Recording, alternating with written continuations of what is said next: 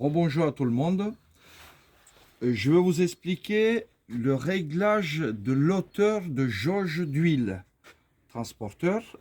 Ça, c'est le puits de jauge dernière génération. Donc, c'est différent.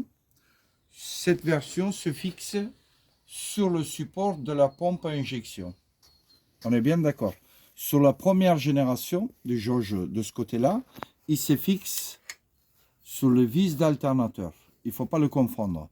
Mais les réglages, ça reste identique. Donc, nous sommes en présence d'un bloc dernière génération de Turbo D avec la jauge d'origine dernière génération.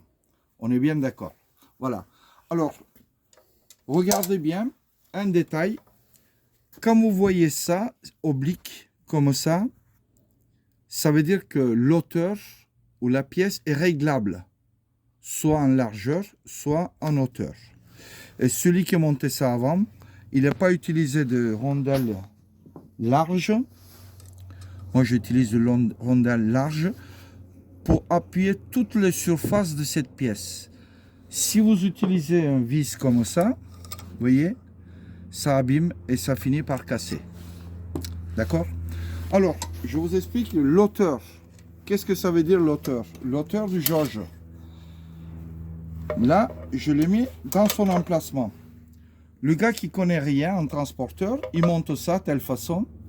Soit ça perce le carter, soit le jauge, il se frotte, il finit par casser. Écoutez le bruit. Surtout écoutez le bruit.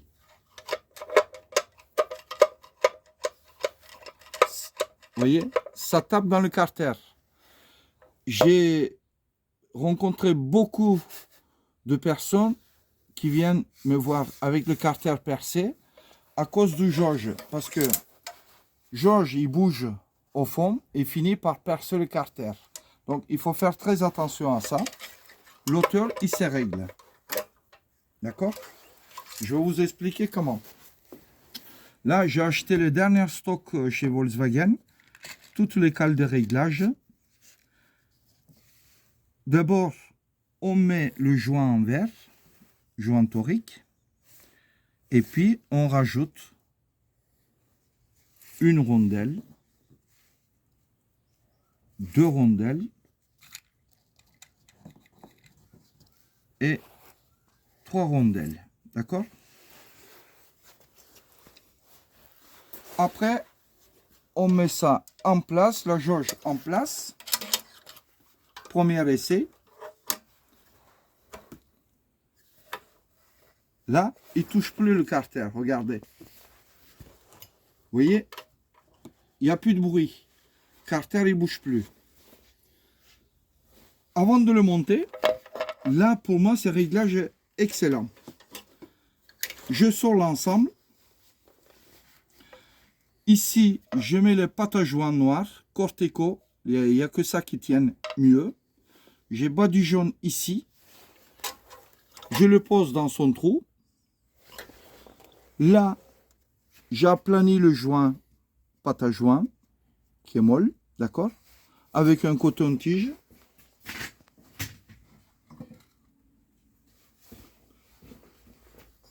Là, cette façon-là. Tu vois bien, Francky? Mhm. Oui, la sieste était trop dure. Ouais. Donc, là, après, je fixe ici le vis. Alors, ça, c'est très important. Il y a deux épaisseurs de rondelles. Je prends un vis. Je le place là. Ça, c'est un montage à blanc. Hein. Il ne faut pas que tête de vis il dépasse ici. Vous voyez, la poulie de pompe à injection. Si ça dépasse, parce que beaucoup de mécanos utilisent ce type de vis. Voyez le vis, c'est catastrophe. Plus vous serrez, plus vous bloquez le moteur. Regardez. J'emmène la lampe, on verra mieux. Ouais. Vous voyez, si je serre ça au fond, le tête de vis, il va toucher la poulie et bye bye le moteur. C'est déjà arrivé. D'accord? Il faut faire très attention à ça. C'est pour ça qu'on choisit 2 rondelles épaisses. Cette rondelle, il vient de porte de transporteur, porte avant gauche ou droite, très épaisse. Celui-là, c'est le fixation de direction du transporteur, très épaisse aussi. Vous voyez l'épaisseur? Donc, j'arrivais à régler l'auteur de vis. Moi, j'utilise des vis d'occasion, pareil, Volkswagen, en très bon état. Et je fixe, ça ne bouge plus. Alors, une fois tout est monté, vous voyez l'auteur? Ça tombe pile poil en face, cette façon-là. Il ne faut pas que ça touche ici, vous voyez? Et là, non plus. Tac, au milieu, et c'est réglé. C'est vraiment moche d'avoir une fuite d'huile ici, parce que ça dégouline tout le carter, tout de ce côté-là du bloc, puisque le bloc est incliné. Il y a un autre détail très important. Malgré le joint, malgré